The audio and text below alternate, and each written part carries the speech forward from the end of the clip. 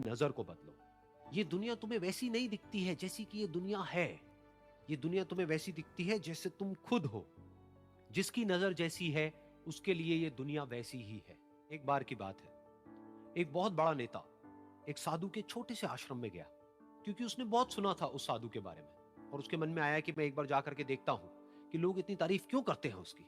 तो जब वो उस आश्रम में गया तो वहां पर एक छोटा सा कमरा था जहां पर एक कालीन बिछा हुआ था। वहां पर कुछ लोग बैठे हुए थे नीचे और साधु जी सामने बैठे हुए थे। कुछ सवाल जवाब चल रहा था। तो जैसे ही वो अंदर गया, वो अकेला नहीं था, उसके साथ में 4 बॉडीगार्ड्स भी थे और उसको ये आदत थी कि जहां पर भी वो जाता था लोग अपनी जगह से खड़े हो जाते थे, उसकी तरफ देखते थे, हाथ जोड़ते थे, अपना सर झुकाते थे।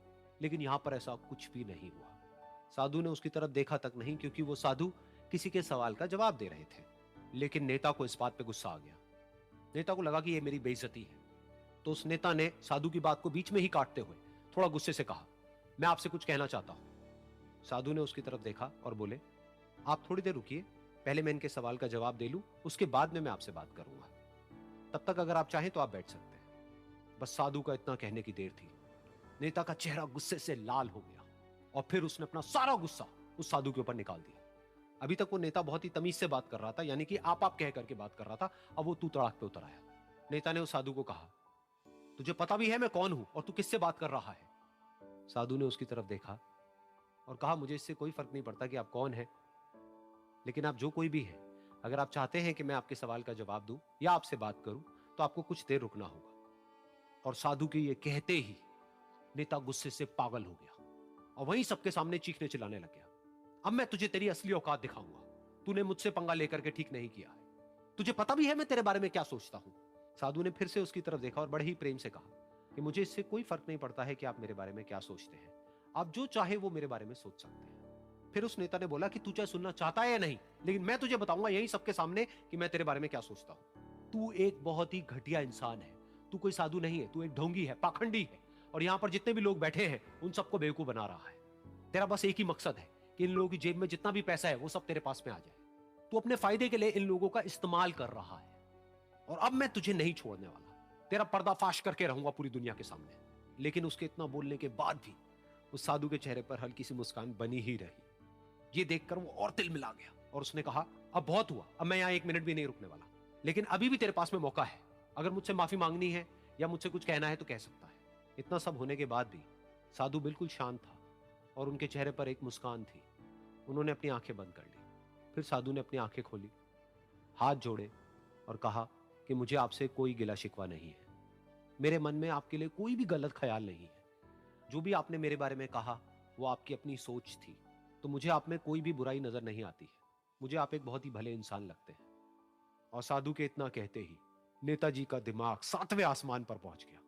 उनके चेहरे पर एक अजीब सी खुशी थी, क्योंकि उस साधु ने वो ही कहा जो बाकी सब लोग उस नेता को कहते हैं। और वो खुशी खुशी उस आश्रम से अपने घर की तरफ चला गया और जा करके अपने पिताजी के साथ में बैठ गया। उसके पिताजी की आंखें बंद थी और वो ध्यान में थे। पूरी जिंदगी उन्होंने सिर्फ लोगों की सेवा करी और बदले में कुछ भी एक्सपेक्ट नहीं किया। तो थोड़ी देर बाद जब उन्होंने अपनी आंखें खोली और देखा अपने बेटे को अपने साथ बैठे हुए, तो उनके बेटे के चेहरे पर आज एक अजीब सी खुशी थी जो आज से पहले उन्होंने कभी नहीं देखी थी। फिर उसने एक एक करके सब कुछ बताया कि आज क्या हुआ, किस तरह से वो आश्रम गया, वहां पर क्या हुआ, उसने क्या कहा, उन्होंने क्या कहा। तो जब इसके पिताजी ने पूरी बात सुनी तो थोड़ा सा मुस्कुराए और अपने बेटे को देख करके बोले कि उन्होंने तुम्हारी तारीफ नहीं करी है, क्योंकि उन्होंने वो नहीं कहा कि जो तुम हो, उन्होंने वो कहा कि जो वो खुद है। और तुमने जो भी कुछ उनको कहा वो नहीं कहा कि जो वो है, बल्कि तुमने वो कहा जो तुम खुद हो।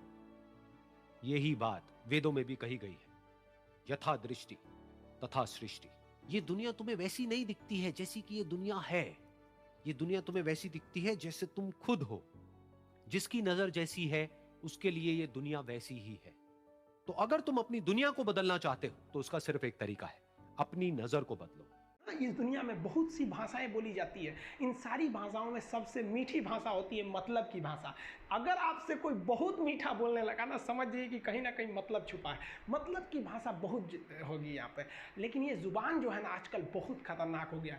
कभी कभी देखते होंगे कुछ लोग आपके गलत बात का भी जवाब नहीं दे पाते हैं। तो जवाब देने भाई साहब सबको आता है, बीच में माँ बाप का संस्कार चला आता है, और संस्कार बहुत चीज़ होती है। संस्कार यदि आपके अंदर है तो सब कुछ हारने के बाद भी आप जीत सकते हैं, और अगर संस्कार की जगह अहंकार आ गया ना तो जीता हुआ भी चीज़ों को हार सकते हैं। कमज़ोर व्यक्ति ही दूसरे काम का बदला लेता है, लेकिन जो ताकतवर होता है वो माफ़ कर देता है। लेकिन जो बुद्धिमान व्यक्ति होता है वो इग्नोर कर देता है, नज़रअंदाज कर देता है और बच के निकल जाता है। क्योंकि अगर कोई व्यक्ति आपको पहली बार धोखा दिया तो इसमें उस व्यक्ति का गलती है, लेकिन वही व्यक्ति अगर दोबारा धोखा दिया तो इसमें आपकी गलती है। सबसे समझदार होके चलिए, और मिजाज में कुछ सख्ती भी रखिए। लोग पी जाते अगर समंदर खारा नहीं होता तो थोड़ा सा सख्ती भी बना के रखना चाहिए। इस दुनिया के कुछ दस्तूर हैं, आप किसी के लिए कितनी भी भलाई कर दे वो याद नहीं रखेगा, ये दुनिया का दस्तूर है। और आपकी गलती को कोई भूलेगा भी नहीं, इसे आप बुरा नहीं मानिए, ये दुनिया का दस्तूर है, इसे आप चेंज नहीं कर सकते। जैसे सूरज पूरब से निकलता है वैसे ही ये चीज़ें होंगी। लेकिन हम आपसे कहते हैं, आप दुनिया में आज कई लोग होते हैं दूसरे को लगते हैं सिखाने, आप क्यों दूसरे को बार बार ज्ञान देने लगते हैं, आप अपने आप को क्यों ज्ञानी समझने लगते हैं। दूसरे को सुधारने की कोशिश मत कीजिए, बल्कि खुद सुधरिए। आपके सुधरने से हो सके कि पृथ्वी से एक बुरा इंसान सुधर जाए। आप समाज में जहाँ भी रहेंगे तो आपके पास बहुत सारे लोग आएंगे, कुछ गलतियाँ भी करेंगे, कुछ अच्छा काम भी करेंगे। जब भी किसी की प्रशंसा कीजिए तो पूरी महफिल में कीजिए कि ये व्यक्ति ने अच्छा काम किया। लेकिन अगर किसी की शिकायत या उसकी आलोचना करना है, उसे डांटना है, तो उसे अकेले में समझाइए, और डांटने के बाद उसमें इस तरह से कर दीजिए, उसमें प्रशंसा मिला दीजिए। कोई गलती कर दिया, मान लीजिए आपका छोटा भाई नहीं पढ़ाई किया, गलत कम नंबर लाया, तो उसे डांटिए कि, लेकिन अकेले में डांटिए कि इतना कम नंबर क्यों लाया।